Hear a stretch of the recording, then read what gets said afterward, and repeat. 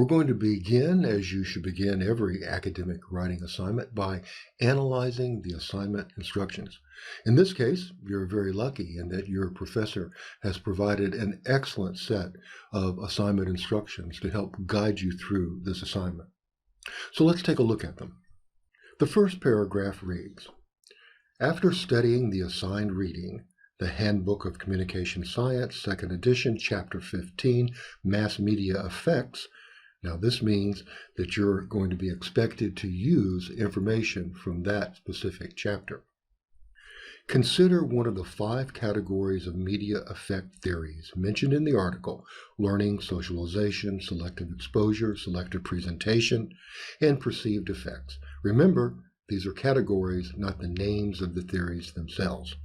So here, the teacher is reminding you what the chapter covers and therefore what you should know, and also reminding you that these are categories that have been mentioned, not theories, which you must focus on. And then answer the following questions or prompts. Now, whenever a teacher asks you to answer each of the following, you will be well served by dividing your response into one section or one paragraph for each. In other words, whenever that teacher picks up what you submit, that teacher is going to be looking for a section or a paragraph on each. So that is a key word here. Let's continue on. Now, here are the 3 prompts or 3 directions that you're given. Identify one of the theories listed in the article.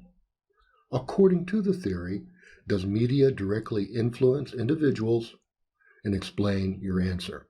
Now, here you are expected to do 3 things in this paragraph or in this section. You are to identify the theory by name. You are to estimate or talk about or analyze its impact upon the public when viewing media.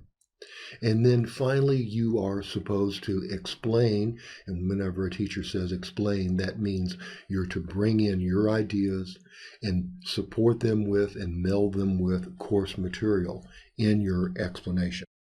Next prompt. Which of the mass communication theories do you feel most accurately portrays your media experience? Why? Be sure to provide an example that supports your opinion. Again, you're being asked to do 3 things. You're asked to identify a theory, and it can be the same one in the first section or paragraph, that most closely resembles your experience or helps explain your experience of media. And then, after doing that, you are to explain that response, and more importantly, you are to draw upon your own personal experience to provide an example. So the teacher is inviting you here, almost you could say requiring you here, to write in the first person in presenting this example of how media impacts you according to this theory. Okay, last prompt. Considering what the theories say about the strength of the media's impact on people, how involved do you think the government should be in protecting us from media effects? Is censorship ever warranted? Now you're being asked to consider all of the theories together. You're being asked to consider all of the impact of media on human beings together in a society, and then answer one of the key questions that you will always have to address when it comes to media, and that is if and when censorship is ever justified. So you're going to be addressing that question of censorship and providing your rationale for your answer. Now, you're also lucky in that your teacher has provided a model response done by a previous student to this very assignment. And I want us to read through and take a look at this model response. Now, it's not perfect, and that's good because it's going to show some of the kind of common mistakes that are often made. But nonetheless, it does serve as an excellent model for us to use. Okay, so let's take a look at that model. The first paragraph. Let's see how well the student answered that first prompt. It reads, much like how a news camera can capture an event from a certain angle, media, and in particular mass news media, can capture and present information from a specific point of view.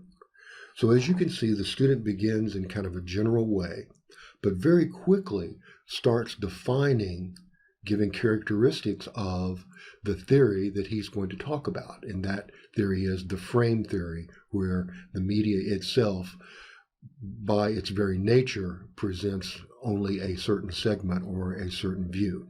He begins generally, starts narrowing, and in the next part, he narrows even more. Complex issues can be simplified by the media to have a hero and a villain, or may gloss over details that place an issue in a moral, quote, gray area.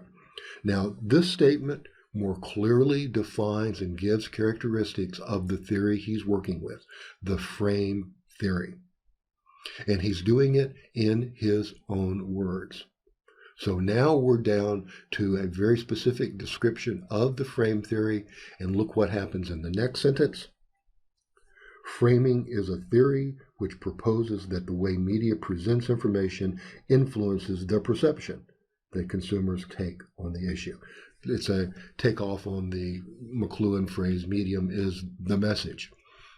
The frame theory, the way it approaches, determines what you see and how you perceive it.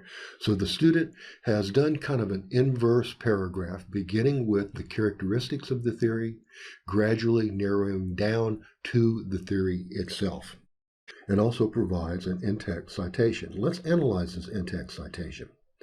This means, since there are no quote marks, that the student has summarized this information from this source and then provided an in-text citation. There are several things wrong with this in-text citation. First, the student uses an initial. In APA, you never use initials or first names in in-text citations. The second thing that is wrong is that there should be a space after the comma that comes after 2010. Other than that, it's a pretty good in-text citation. Now, the student ends his paragraph with this statement: while a media outlet may be simplifying a story to fit in within a news hour, this can inadvertently, or sometimes intentionally, influence public opinion. So in this conclusion sentence, the student very clearly wraps up the discussion about framing, what it is, and how it works.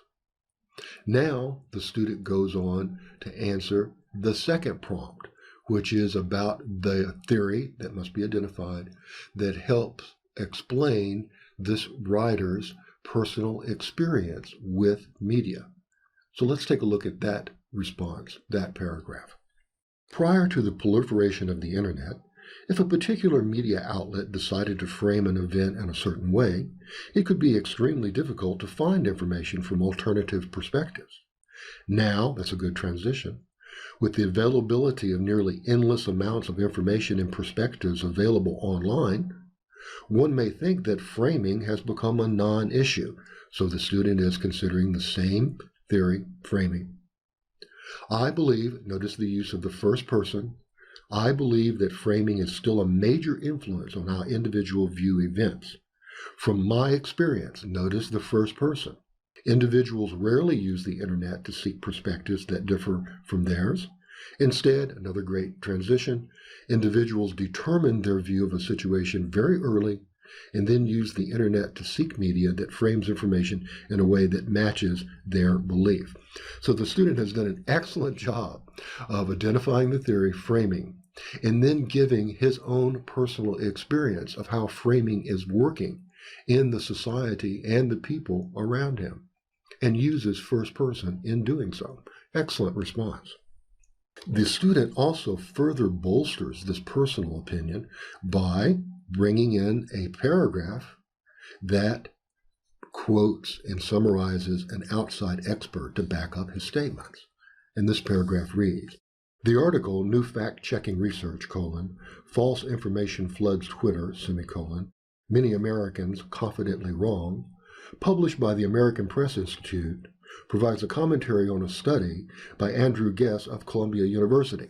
Well, we can certainly applaud the student for attempting to bring in a source, but that is probably one of the longer setups of a source that I've ever read. It would have been much more efficient to go ahead and simply say, according to one study reviewed, comma, and then all the information that the reader would need about that study is given in the in-text and especially the reference citations. So he could have been a little bit more elegant, a little bit more concise in introducing the source. Once he does introduce the source, he does something very good with it.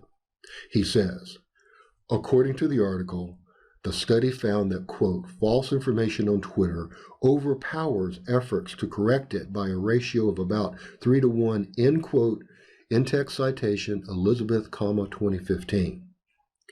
The article goes on to discuss how despite all of the information available online, so much of this information is surrounded by misinformation that individuals become, quote, confident in misperceptions. Again, in-text citation, Elizabeth.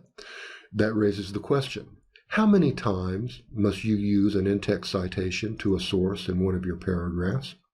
And the answer is, as many times as you use that source.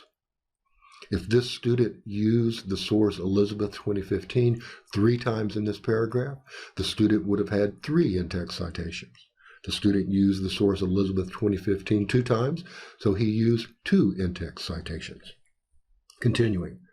The notion, which the American Press Institute referred to as confidently wrong in their title, exemplifies what I believe to be an example of Internet media's role in framing. Now, again, this is an excellent use of source material once he gets down to it. Now, for the third and final question and paragraph. Where does the student stand on the issue of censorship? Is it ever justified?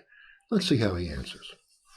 The major determinant, I believe, between, quote, free speech and, quote, indecency is whether individuals can easily control their exposure to certain content. Media which is broadcast in a public space or advertisements which are present in open areas should be subject to more strict regulation. So you see he's getting to the issue of censorship. Television channels, websites, radio, and much other media consumption can be easily controlled by the consumer so long as a proper rating system is in place. And he could have used a transition here. He could have said, however, censorship is warranted in cases where production of certain media is exploitative, violates public privacy, or poses a risk to national or individual security. And he gives examples: snuff films, news organizations releasing information on truth movement, websites which host revenge porn, comma should be inside the quotation marks, leaks of personal information, and other types of media which meet, media is plural, should be types of media which meet these criteria, should be censored and prosecuted accordingly. So as you can see, the student very clearly stakes out his position on censorship and provides a full and reasonable rationale for it. Very good job. So, in sum, the student did an excellent job in responding to the assignment. He responded to each of the prompts individually. He carried out the instructions of each of those prompts, whether it be using the first person, using sources, identifying a theory by name, etc. He paid attention to each command given in the prompts. And he cited his use of sources with APA. Not perfectly. There still needs to be some work done, but pretty darn well. For example, if you look on the references page, you'll see that this references page is entitled Work Cited. Well, that's from MLA. It's supposed to be simply the word references. However, after that, those reference citations are very good.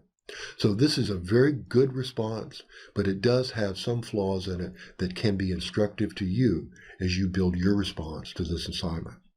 Okay, there you go. I hope this helps, and I wish you the very best success on this assignment.